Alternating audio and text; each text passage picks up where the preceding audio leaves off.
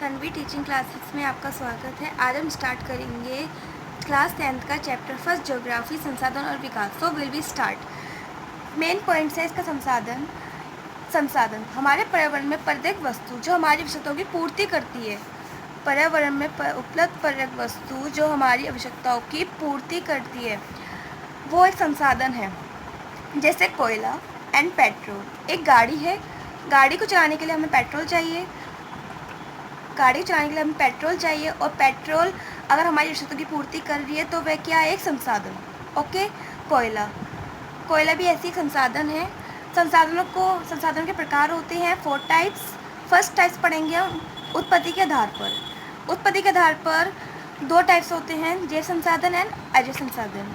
जैव संसाधन, इन संसाधनों की प्राप्ति जीवों से होती है, जैसे वनस्पति, पशु। अब पशु होते हैं, पशु में उदाहरण लेते हैं भेड़ का। भेड़ हमें ऊन देती है, दूध देती है। वनस्पति, पेड़ पौधे, पेड़ हमें फल देते हैं, सब्जियां देते हैं। ओके। एंड सेकंड टॉपिक है अजैव संसाधन। अजैव संसाधन वह संसाधन जो निर्जीव वस्तुओं से बनी होती है। किस वस्तु से बनी होती है? निर्जीव वस्तुओं से बनी होती है। उदाहरण चट्टाने, धातुएं। चट्टाने में जान होती है? नहीं होती। ओके। एंड सेकंड टॉपिक्स है समयपत्र के आधार पर। इसे भी 2 टाइप्स में बांटा गया है, नवीकरणीय संसाधन एंड अनवीकरणीय संसाधन। नवीकरणीय संसाधन वह संसाधन होते हैं जिसे हम एक बार प्रयोग होने के बाद दोबारा हम उसे उपयोग में लाया जा सकता है। ओके। और जिन्हें हम भौतिक, रासायनिक प्रक्रियाओं या यंत्रों के द्वारा हम बनाया जा सकता है, जैसे सौर ऊर्जा एंड पवन ऊर्जा। और सेकंड है अनवीकरणीय संसाधन। इन संसाधनों को बनने में बहुत लंबे समय लग जाता है, और संसाधन ये ऐसे होते हैं जो एक बार प्रयोग होने के बाद दोबारा उपयोग में नहीं लाए जा सकते, यानी एक बार प्रयोग के बाद ये ख़त्म हो जाते हैं। ओके। अब उदाहरण देखो कोयला एंड पेट्रोल। पेट्रोल अगर एक बार ख़त्म हो चुका तो बाद में नहीं जाया जाता, इसलिए उसकी सही से इस्तेमाल करें। कोयला अगर एक बार जला दिया, उसकी राख बन जाएगी।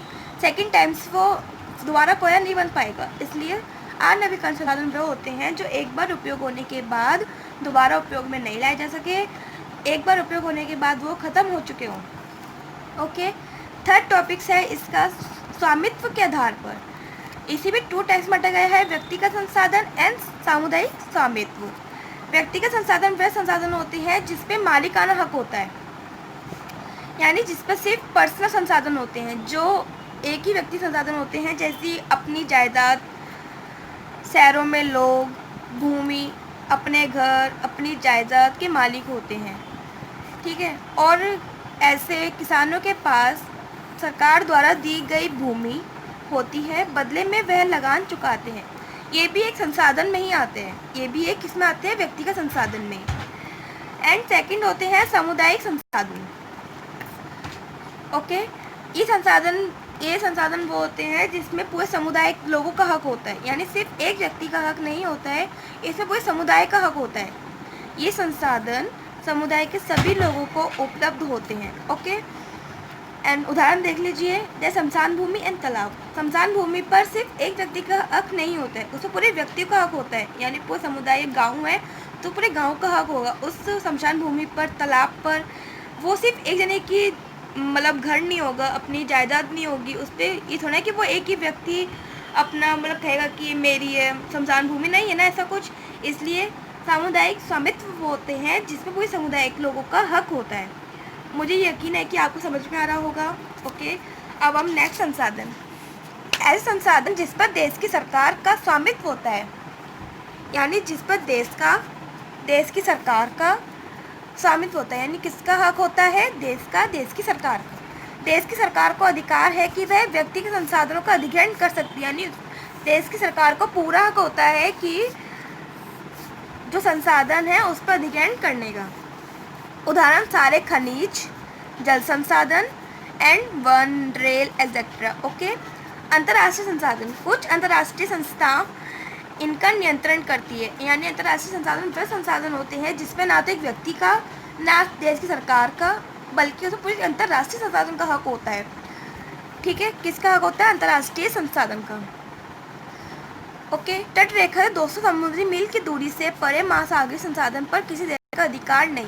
यानी तुम देख लो, एक मतलब निचला भाग जो होता है, निचला भाग होता है, अगर 200 मील की दूरी पर समुद्र से 200 मील की दूरी पर जो संसाधन है वो किसका हक होगा? ओनली अंतर्राष्ट्रीय संसाधन का। ठीक है, बल्कि इस पर इस राष्ट्रीय संसाधन का नहीं होगा। किसका हक होगा? ओनली अंतर्राष्ट्रीय संसाधन का। विकास के स्तर के आधार पर, अब हम पढ़ेंगे विकास के स्तर के आधार पर संभावित संसाधन। वह संसाधन जो किसी प्रदेश में विद्वान होते हैं, यानी किसी देश में उपलब्ध होते हैं, परंतु इनका उपयोग नहीं किया गया है, बल्कि ये उपलब्ध है लेकिन इनका उपयोग नहीं किया गया। उदाहरण देख लीजिए, भारत के पश्चिम भाग में सौर ऊर्जा। अब भारत के जो पश्चिम भाग होता है वो ऐसा होता है, ठीक है। ये जो पश्चिम भाग है, पश्चिम भाग में सूरज होता है और यहाँ पर गर्मी बहुत ज़्यादा होती है, लेकिन यहाँ पर कभी सौर ऊर्जा हम इसका इस्तेमाल कर सकते हैं, लेकिन इसका इस्तेमाल नहीं किया गया है यहाँ पर। इसलिए क्या कहेंगे इसे? संभावी संसाधन। यानी जहाँ पर उपलब्ध हो, यानी सौर ऊर्जा यहाँ पे उपलब्ध है लेकिन पश्चिम भाग में इसके लिए कोई काम किया गया, उपयोग किया गया नहीं किया गया, इसलिए। एंड सेकंड है विकसित संसाधन। विकसित संसाधन वह संसाधन होते हैं जिनका सर्वेक्षण किया जा चुका हो, यानी जिसकी लिमिट हमें पता हो कि वो कुछ समय बाद ख़त्म हो जाएगा, जिसकी मात्रा निर्धारित हो। मतलब अगर वो संसाधन ख़त्म हो जाएगा तो आने वाली पीढ़ियाँ उस संसाधन का उपयोग नहीं कर पाएगी। इसलिए जैसे पेट्रोल है, अगर पेट्रोल का हम सही से इस्तेमाल ना करें तो धीरे धीरे वो कुछ समय बाद ख़त्म हो जाएगा, तो आने वाली पीढ़ियाँ का पेट्रोल का इस्तेमाल कर पाएंगी? नहीं कर पाएंगी। इसलिए अब भंडार, थर्ड पढ़ेंगे हम भंडार। पर्यावरण में उपलब्ध है पदार्थ जो मानव की आवश्यकताओं की पूर्ति करती है। पर्यावरण में वह वस्तु पदार्थ जो मानव की आवश्यकता की पूर्ति करती है, लेकिन प्रौद्योगिकी के अभाव में ये पहुँच से बाहर है, लेकिन टेक्नोलॉजी उनके पास नहीं है। ठीक है, टेक्नोलॉजी नहीं है उनके पास निकालने की। अब जैसे देखो जल, और हमने पहले भी टॉपिक में पढ़ा है कि जब तक हमारे पास टेक्नोलॉजी नहीं हो, मेन चीज़ है संसाधनों के लिए टेक्नोलॉजी। अगर टेक्नोलॉजी नहीं होगी तो कोई भी संसाधन हम नहीं निकाल पाएंगे। अब जैसे ज़मीन है, एक उदाहरण आपको मैं देती हूँ। ज़मीन है, ज़मीन के निचले भाग में अंडरग्राउंड में खनिज है, ठीक है। अब खनिज को निकालने के लिए अगर हमारे पास टेक्नोलॉजी नहीं है तो हम क्या उसे निकाल पाएंगे? तो अगर वो संसाधन है नहीं है, वो संसाधन नहीं है। अगर हमें खनिज को निकालने के लिए, अगर हमें ज़मीन में से खनिज को निकालने के लिए टेक्नोलॉजी है तो वह एक संसाधन है, बट कोई टेक्नोलॉजी है ही नहीं, इसलिए टेक्नोलॉजी मेन है। संसाधन में टेक्नोलॉजी अगर नहीं होगी तो हम वो संसाधन नहीं है। उदाहरण जल 2 ज्वलनशील गैसों का यौगिक है। ये ऊर्जा का मुख्य स्रोत है, यानी इससे बिजली बनती है, लेकिन पर ऐसा करने के लिए हमारे पास तकनीकी ज्ञान नहीं है। आ गई बात जो मैंने बताया था कि अगर हमारे पास टेक्नोलॉजी नहीं होगी तो हम काम नहीं कर पाएंगे। यानी अगर जल है, जल से हम बिजली बना सकते हैं, लेकिन जब हमारे पास टेक्नोलॉजी ही नहीं है तो क्या हम बना पाएंगे? नहीं बना पाएंगे।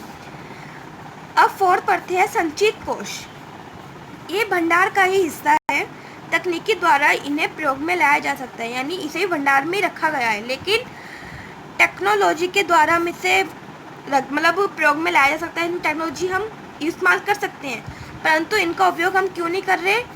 क्योंकि हमने इसे मतलब संचित कोश एक ये भी होता है कि शेविंग्स ऑफ संसाधन, ठीक है, सेविंग ऑफ संसाधन। ओके, यानी हमने फ्यूचर के लिए इसे हमने सेविंग कर रखा है, जैसे इनका उपयोग भविष्य में आवश्यकता पूरी करने के लिए हो सकता है। इसलिए हमने संचित यानी हमने संसाधनों की शेविंग कर रखी है कि हम बाद में भी इसका उपयोग कर सकते हैं।